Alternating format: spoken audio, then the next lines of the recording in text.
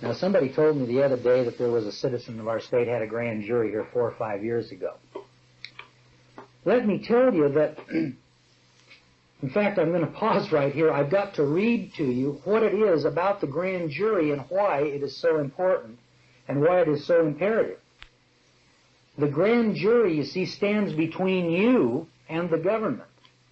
And this thing of prosecution by complaint and information is absolutely unlawful. But you see, all the people, the majority, the judge, and when they're putting these rules together, what they're really doing is, well, 999 people out of 1,000 want these rules because they want to go through an expedient judicial process. They want the law merchant. And that's right, friends. Almost everybody wants it, but they want it because they don't know of anything different, and they learned that in the public schools, that the last thing you want to do is get into court. You take that to a lawyer, and he gets it through there for you, and you pay him a fee. Well, let me read. I'm going to pause right here. I'm on page 2 at the top of the page. Now, let me read to you what an eminent jurist had to say about this thing of the information. An information is a written accusation of a crime made by a U.S. attorney which permits the government to prosecute an individual without benefit of a grand jury indictment. An indictment was required in my case because I was charged with an infamous crime. Just take a look at your Fifth Amendment and take a look at the word infamous crime. Take a look in Black's or Bovier's Law Dictionary what an infamous crime is. The Supreme Court had clearly ruled in Macon v. U.S. 117 U.S. 348 that any crime for which the punishment is imprisonment is an infamous crime. These policemen in Chicago throw ladies into jail and they're not even convicted of crimes. And then they go to traffic courts, and those courts throw these people into jail for 5 or 10 days because they don't have a driver's license or speeding or drunk or whatever it is. Do they have a grand jury? Do they have grand jury protection? No. And yet, I'll bet you that there isn't one of you people out there ever claimed that you wanted a grand jury to investigate this issue. I know I never have. We haven't got a grand jury in this state for so long. I claim my right to a grand jury every time I walk into the courtroom. And I don't know, maybe that's why they keep dismissing cases on me, but you have a right to a grand jury. And you need to quote this case, Macon versus United States. In fact, you need to go out and copy the case and put that in your own personal library. Going on, the use of informations has a long history. For example, in the reign of Henry VII, writes Justice Blackstone, a very oppressive use was made of them for something more than a century, so as to continually harass the subject and shamefully enrich the crown. And so here's our national law enforcement growth industry of lawyers and judges and policemen, etc., using informations against citizens to cut them off from the grand jury. That's to separate you from the grand jury. And here's his words, to shamefully enrich the crown. And also, as the court observed in People versus Spoonsler, 46 Northwest 450, the oppressive use of this mode of prosecution by information occasions struggles to produce a declaration of its illegality.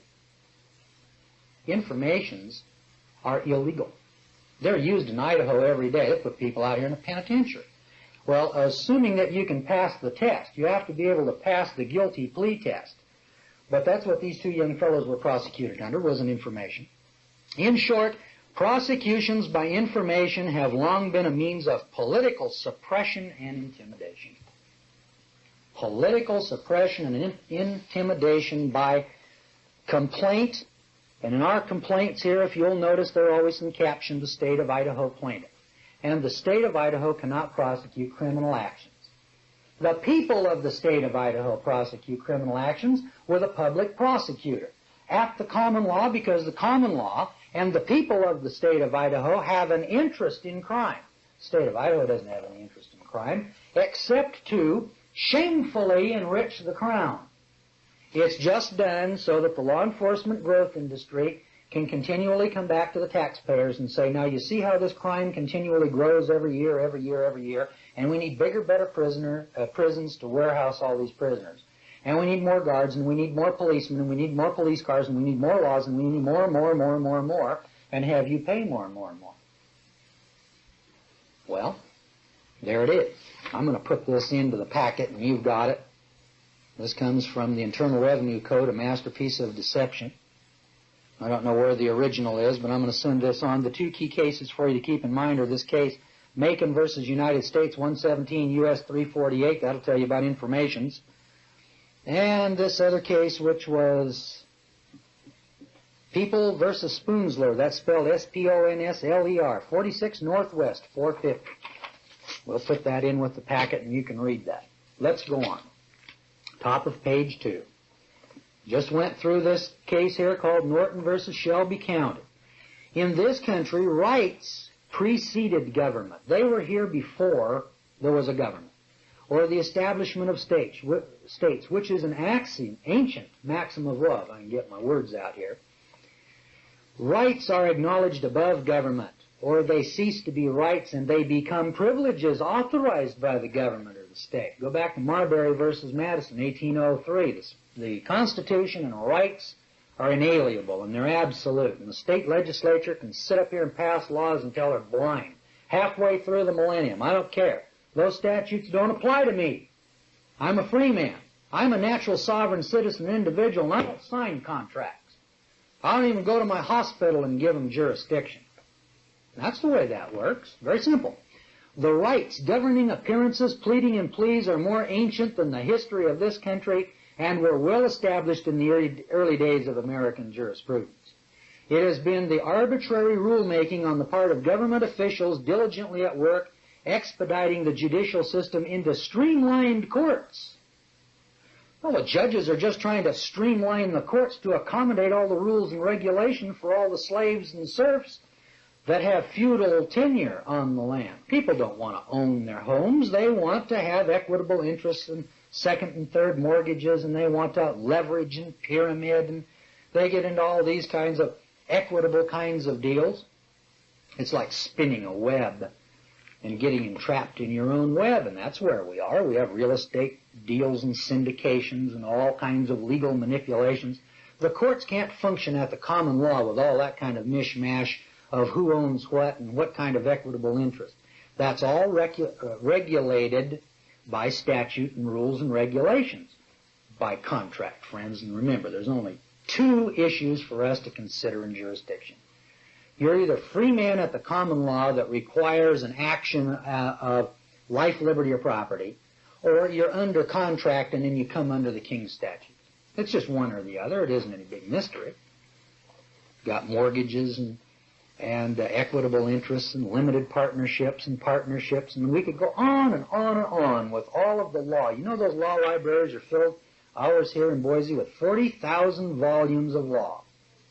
And there probably isn't more than 300 or 400 volumes of law that apply to George Gordon as a free man. That's fact.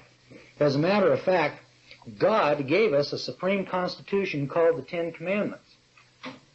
God, in effect, has written a constitution that would rule over the entirety of the common law and every man, woman, and child on the face of the earth, if we'd go back to substance and gold and silver and boundary markers and give up on all this baloney of interest and trying to pyramid and get something for nothing.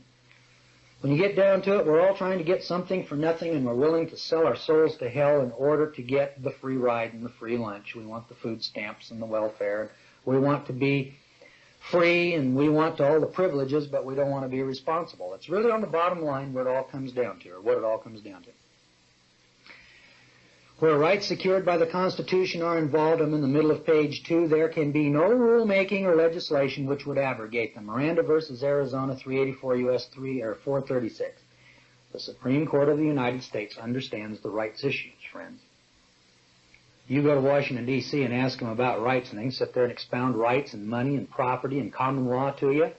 And then if you want to talk about equitable interests and et cetera, they can sit there and explain that to you. If you want to know about licenses and specific performance, they can explain that to you. It's your lower courts, those traffic courts. When you walk into those courts and they ridicule you and make fun of you and that policeman grabs you and throws you in jail, don't let that discourage you, because you know, you're casting your pearls out here before swine. That's what it really boils down to. They don't understand the law. When you get into the appellate jurisdictions, and let me tell you, I've talked to many, many judges overline. They understand the law. You bet. They can tell you where you're at, and they look at me and they say, Gordon, you're one in a million, and we don't know how to deal with you, so we'll just throw you out of the court. We don't want you in there. Out here in the county jail, one of the head jailers out there, a man with quite a bit of authority, said in Ada County, the sheriff and all the deputies will not stop you if you don't have a license plate on your car. We'll turn around and drive the other way. We're not even going to deal with you. We don't know how. All right, down the middle of page 2. This person hereby lays claim to the absolute inalienable right of freedom and liberty. That is, the claim of unrestricted action except so far as the claim of others necessitates restriction, and the right to free locomotion. There is a monstrous difference in restricting actions of locomotion and prohibiting and commanding actions, or the lack of, and punishing by penalty, fines, and imprisonment persons who fail to comply when the action committed by the person has not in fact caused any loss or damage of another's life, liberty, or property, as opposed to those classes of crimes where another's life, liberty, or property has been damaged or lost. Restriction of various functions on certain classes of commercial travelers and other juristic persons may be necessary. However, penal action is not. What they've done is they've passed penal clauses, called them criminal, when in real reality, or real practical fact, traffic laws are in essence civil in nature. They're not criminal. In this state, they've just decriminalized the traffic statute, Title 49, or many of the provisions of it. Now they're calling it an infraction, because the insurance companies still don't want to own up and admit that it's to protect their claims window. Well, why should they? They make profit off of you slaves out there, and of course the state government makes profits off of corporate taxes and make profit off of all the fines that are imposed. And so here is your crown, your king, your sovereign, your legislature up here making shameful profits off of these informations and complaints. It's profitable for government to have slaves. A penal action is nothing more than an action or information brought on by an agent of the king, the policeman, in which the penalty goes to the king or the government. Bouvier's Law Dictionary, page 2551, and that's 1914, friends. That was right back there with the Federal Reserve Act. Any free man who claims his rights cannot be forced to comply with penal offenses.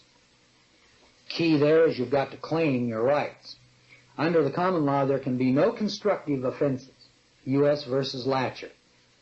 It should be understood that a constructive offense is nothing more than an act which may or may not be performed. The doing that which a penal law forbids to be done, or omitting that which it commands. Well, you know, here they go out and they pass a law and they command you to get a driver's license and register your car. That has no force or effect over a free man. Now, we're arguing that issue in the courts now, but the issue's already been settled, and it was settled in 1867. Penal statutes are essentially those actions which impose a penalty or punishment arbitrarily extracted for some act or commission thereof on the part of some person. Such statutes operate to compel a performance and inflict a punishment by statute for its violation. Well, that can be done upon juristic persons. In any appearance of this free and natural citizen, it must be noted that I recognize no jurisdiction other than the common law and expressly exclude executive chancery. This denial includes the Idaho Code that are in violation of the rights of man, and in this case, a code demanding a specific performance, commanding a certain thing, can or cannot be done, which in this case is an unconstitutional statute and rules of procedure. The rules of procedure are unconstitutional as they apply to a free man because they're designed to apply to the serfs and feudal tenure on the land. That's what it really boils down to. And so the courts are simply passing rules to expedite the masses through the court or judicial system. Down at the bottom of page 3, constitutional and legal rights are protected by the law, by the Constitution. But if government does not create the idea of right or original rights, it acknowledges them. Rights existed before the Constitution and before government. It regulates them. If it were otherwise, the question would present itself, whence does government come? Whence does it derive its own right to create rights? By compact, but whence did the contracting parties derive their right to create a government? That is, to make rights.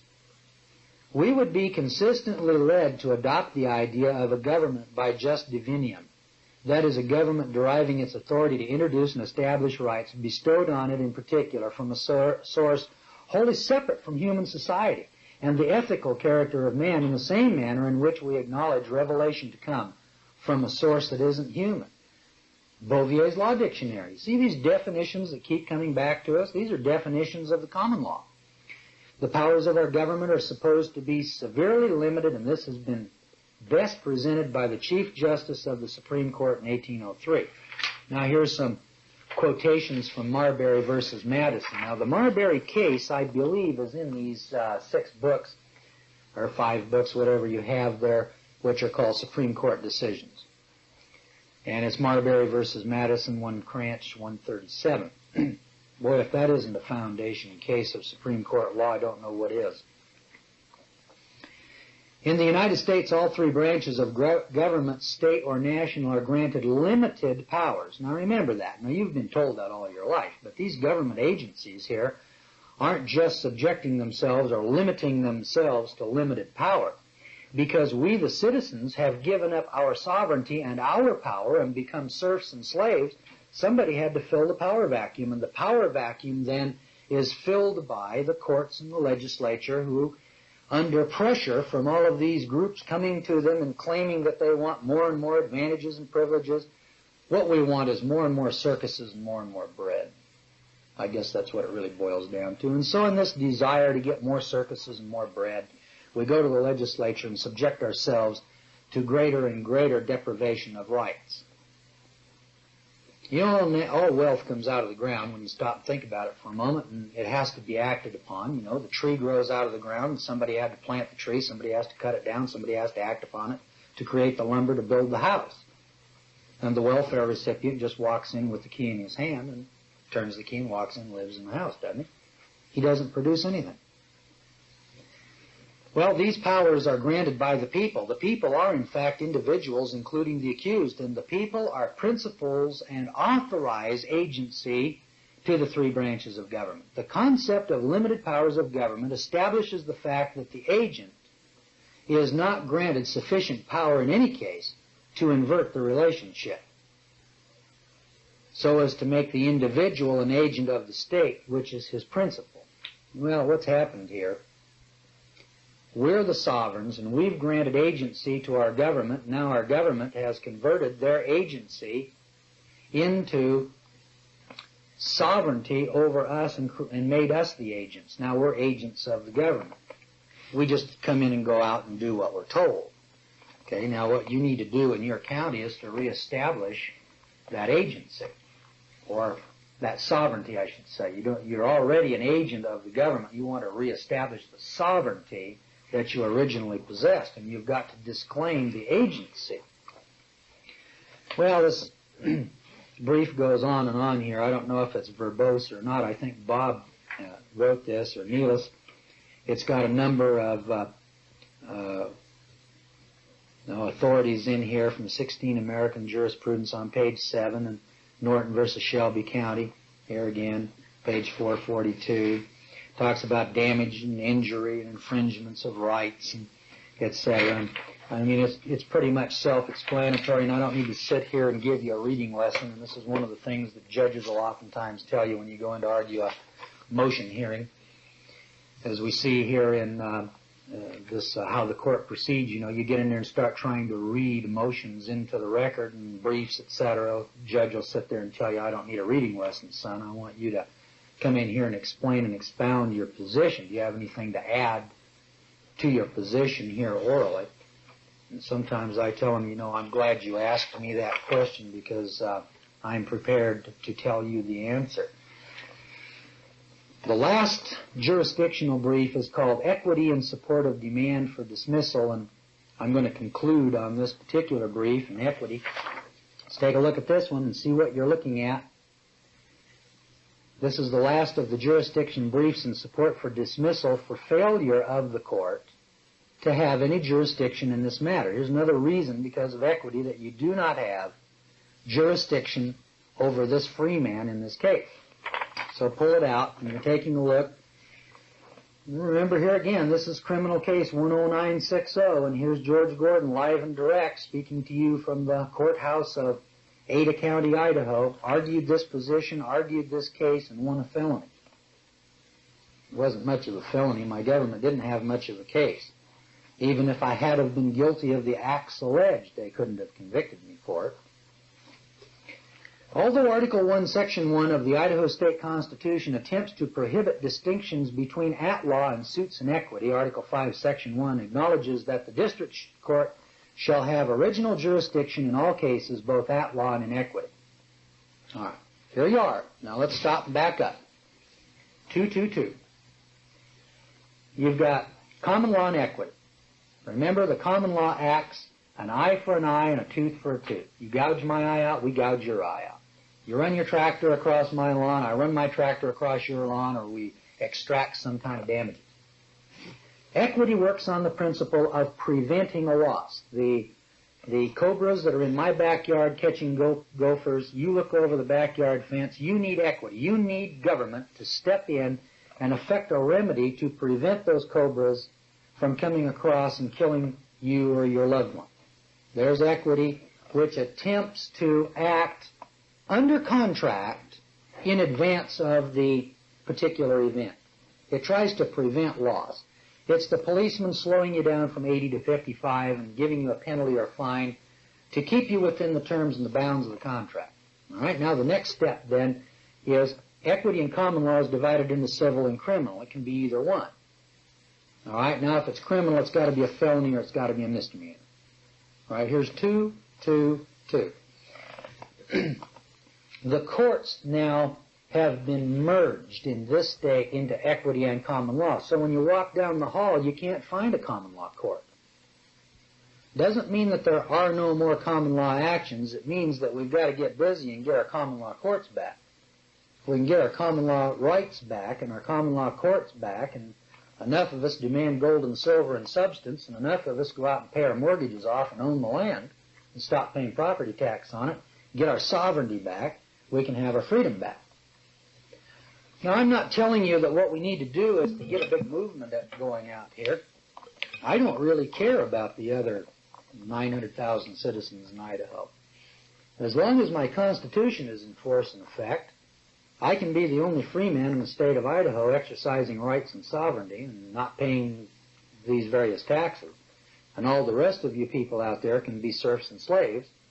I just think it would be better for my position before you serfs and slaves destroy our Constitution and thereby impose upon us this dictatorial monster called the Beast of Revelation, or inflict upon me this mark of the beast. Maybe we could do something about that if there was a few thousand other citizens out there.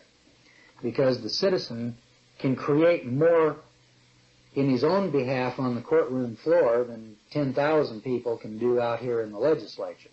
Because as the old saying goes, no man's life, liberty, or property is safe so long as the legislature is in session. And that's a truism, that's an axiom of a fact of law. All right, so here's this merger of equity and law. Now, equity's not bad of and by itself. But when you're compelled into equity against your will and over your objection, you've got some real problems. And you're assumed to be in equity because everybody's in equity. And that's what our problem is. You know, a free man's got to go into that courtroom and scream and yell and throw a temper tantrum on the floor, figuratively speaking, to get the court to recognize, wait a minute, you got the wrong guy in the wrong court. Now let's turn this thing around. I'm a common law citizen. And the judge sits there and says, gosh, I heard something about that way back in my freshman year of college. What does a free man do? I don't understand your position, Mr. Gordon. Then you've got to come at him and you've got to explain your position and prove that you're not one of the sheeple. I'd like to get 10,000 other citizens in the state of Idaho to go through the courts here once in a while, so that when you walk into a court and you say, I'd like my rights at common law, and the judge will say, oh, you're a free man. I understand your position, Mr. Gordon. Sit down over there. Let's put our neutral hat on. The judge puts his neutral hat on, puts a little sign and a badge up there, says Court of Common Law or Court at Law. Okay, now, Mr. Gordon, we can proceed. I understand your position. I understand who you are. And we'll get a prosecuting attorney in there who's an executive officer, and then we'll proceed under our Constitution. And then all the rest of the people, they can come into the court, and the judge can just, are you here as a matter of equity? And they don't even have to know or understand that they're in equity. We'll just assume they're in equity, so long as when we go in we can get recognized. And you're going to have a real job wherever you are out there in Oklahoma or Kansas or Pennsylvania. You go in there with common law, I mean, these judges are going to have to go out here and go, gosh, here's a leather-bound book from 1885 called Norton versus Shelby County. Let's see what this common law thing is all about. So in the middle of page 1 here, at law is defined as according to the course of the common law.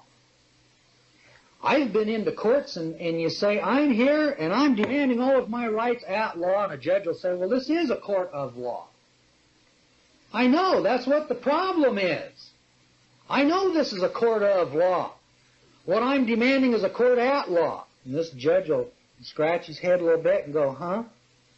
Well, whatever you say, he doesn't understand the difference between of law and at law. And equity is defined as a branch of remedial justice by and through which relief is afforded to suitors in the courts of equity. Went into a court one time, and I remember, I think it was Bob Hallstrom went in there and said, could you tell me if this is a court of equity or a court of law? The judge didn't have any idea. Bob said, well, let's take a look at the way we're going to proceed, and then we can determine by definition whether or not we're at law or in equity. And the judge is going, this is insane. I had a judge tell me this is gobbledygook. That's a new legal terminology that we have here in Idaho. It's called gobbledygook. That's when the judge doesn't understand law. And so therefore he has no other term. He has to call it, something. These principles of equity were derived to a great extent from those which were in existence in England. These principles which regulate the jurisdiction and practice of equity are now applied and administered in the courts of law, which have equitable jurisdiction conferred upon them by statutes passed for that purpose. I don't have any problem with statutes. Statutes are passed for the purpose of administering equitable justice to the persons who are in a regulated enterprise. That comes from Bouvier, page 1057, 1914, I believe. And I want to keep quoting those definitions to you so that you don't think that George Gordon was that intelligent, that knowledgeable. Didn't know anything until I looked it up here in Bouvier. In England, relief against penalties and forfeitures was formerly obtained only through the aid of the courts of chancery. We threw those chancery Star Chamber proceedings out with the Revolution. We've reinstituted them all when we got rid of our paper, or got rid of our gold and silver and brought back paper. Today, most of the cases which fall under these headings are called courts of law. And I think across the country, I know here in Idaho, you just ask the judge, what kind of court is this? This is a court of law. Okay, now here's what a court of law is. Now exercise a concurrent jurisdiction. In other words, it's both at law and in equity. In American law, a court of general equity jurisdiction is a court of chancery. The terms equity and chancery, court of equity and court of chancery are consistently used as synonymous in the United States.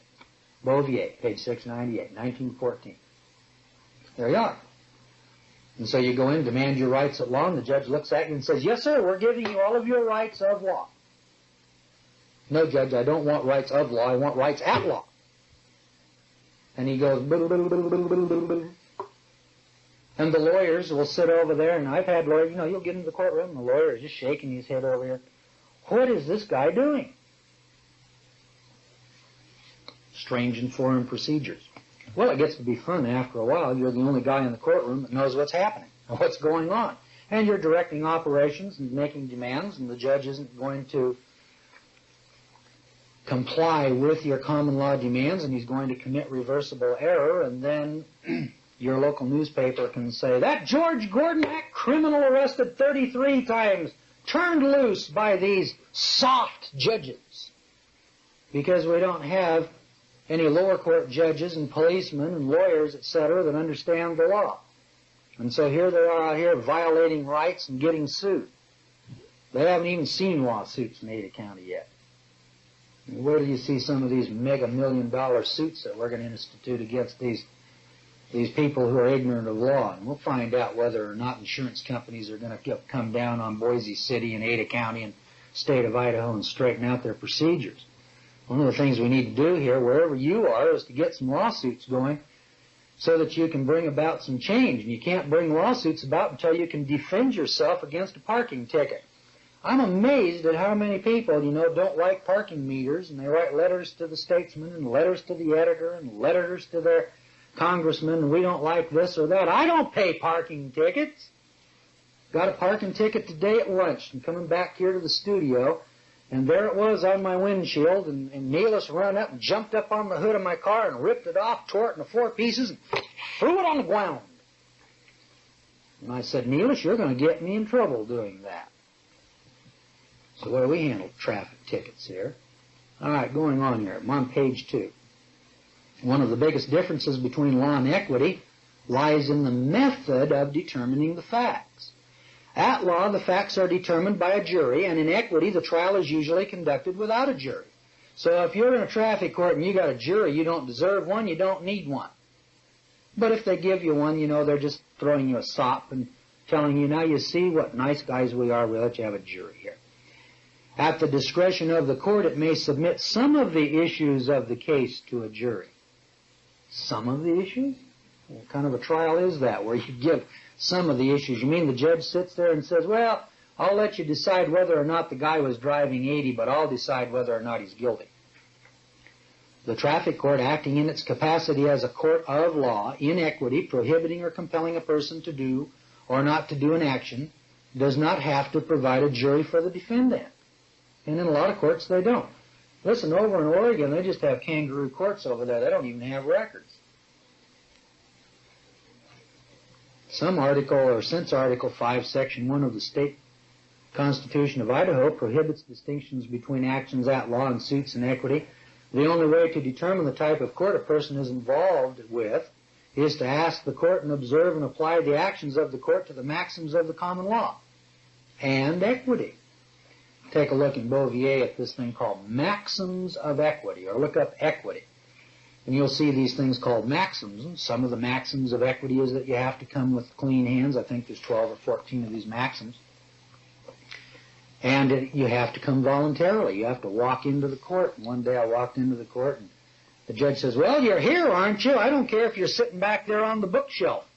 You're here in the court, and that gives me jurisdiction. Well, there's a revelation. There's a judge that understands equity. Been to law school, I guess. Maybe you read an obscure old book. Well, let's see here. Down toward the middle of the page where it says, in some states, the entire jurisdiction of equity has by statute been conferred upon the courts of law, who exercise it as a separate and distinct branch of their authority upon the principles and according to the modes and the forms previously adopted in Chancery. Here's your old King's Star Chamber Chancery proceeding. Old King George is right back here live and direct in Chicago. And they just go out here and grab ladies and haul them in and strip search them and bring them into court and try them like so many sheeple going down the chute. In equity, the defense is made by plea guilty or not guilty. What about the other pleas? Yeah, that's right. In equity, there's 2 pleas. You're either guilty or not guilty. There are no rights involved, and a discovery may be obtained from the plaintiff and the defendant.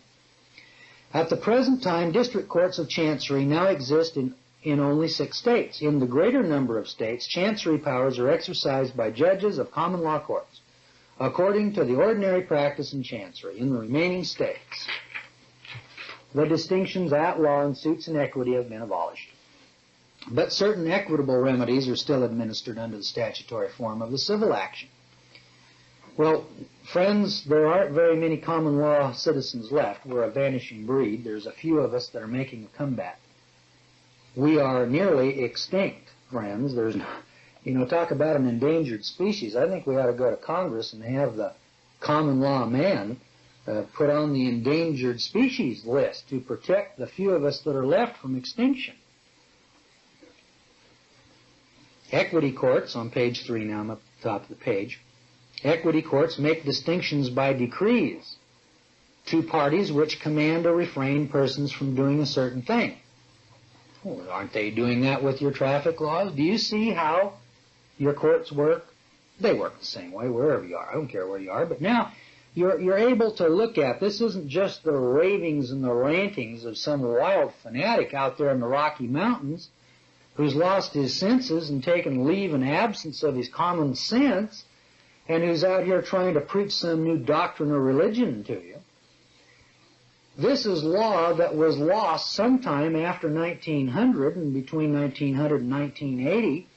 There's 6 states left that have some distinction between common law and equity, and all the rest of them have merged to 2, and there isn't a judge in 1,000 in a traffic court that would recognize what you're even talking about.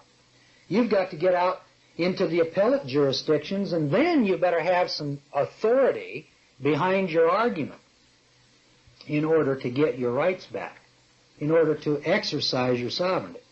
It's not that it's impossible. In fact, we that are doing it are just having a ball. This is like, a breath of freedom. It's like taking a man that's been locked up, for 40 years, and all of a sudden you turn him loose and he goes crazy. Doesn't know how to behave himself. He comes out of lunch and he jumps up on the hood of your car and grabs a parking ticket and rips it into 4 pieces and jumps up and down like an ape or a baboon, who's just having fun. In this regard, equity acts against the person or in personam. This is not to say that equity never acts in rem, as money decrees are issued by equity courts. Now, in rem means subject matter.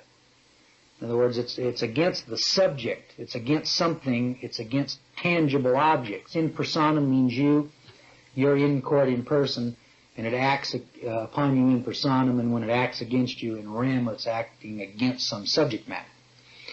Just look up the word rem over here in Bovier's and look up in personam here in Bovier's and then get the distinction in your mind so that you can understand and comprehend that. In most cases where there is a case which could go before a court at law and one part which could go before a court, an equity court, the case will go into the equity court. If the equity part is found invalid, and the equity court will usually retain jurisdiction and has the power to resolve the at-law part of the case. The problem here is that the defendant never recognizes what is happening in order to object.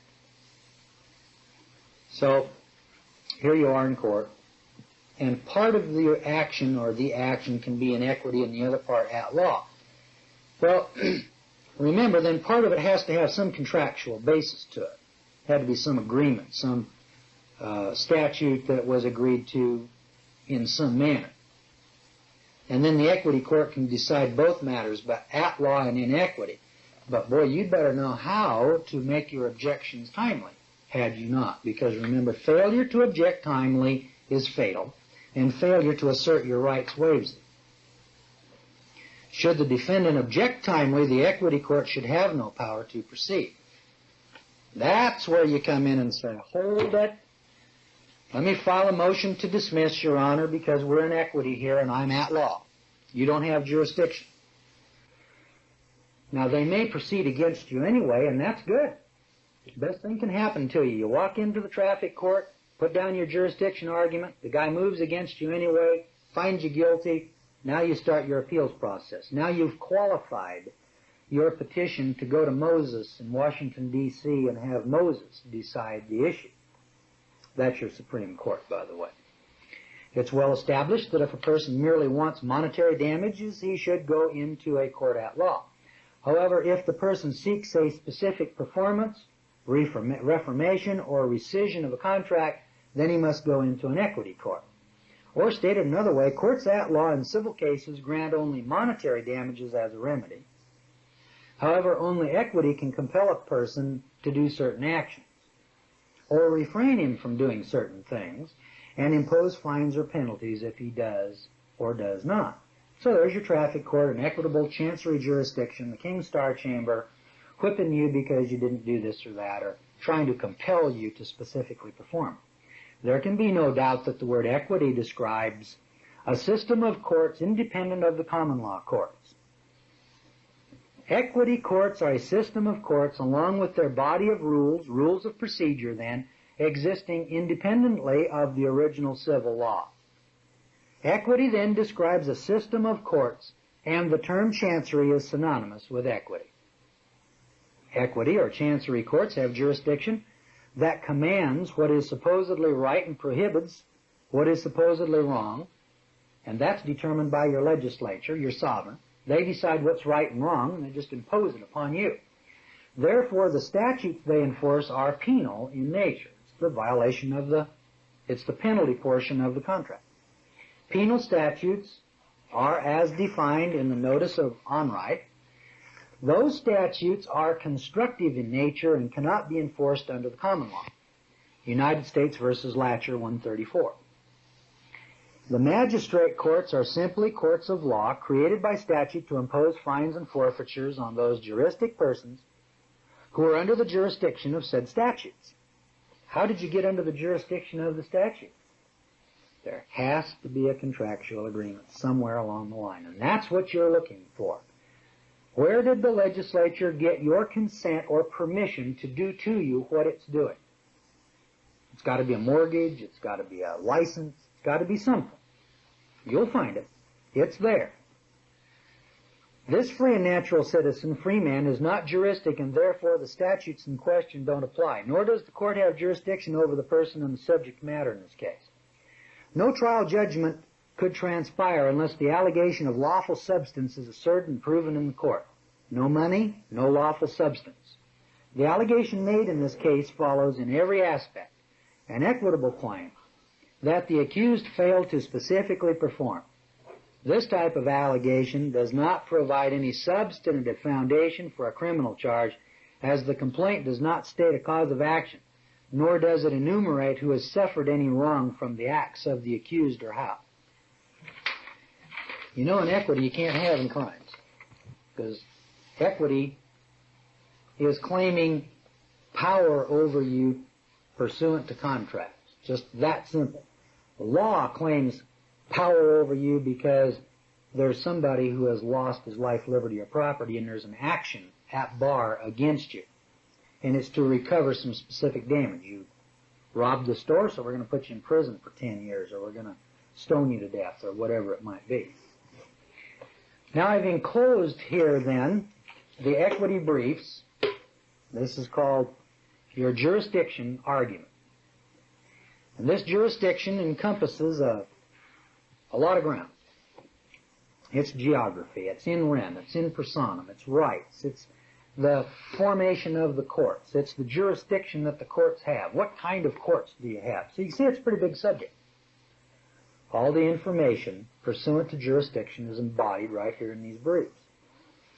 Now, read and learn and understand the subject matter, so that when you continue on with the next lesson, and the next lesson, and the next lesson, you're building upon that foundation and you're understanding that it's a very simple distinction.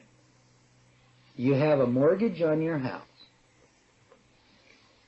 You then owe specific performance to the bank. The bank owes specific performance to the legislature. The legislature is the creator of the bank, and it is the sovereign.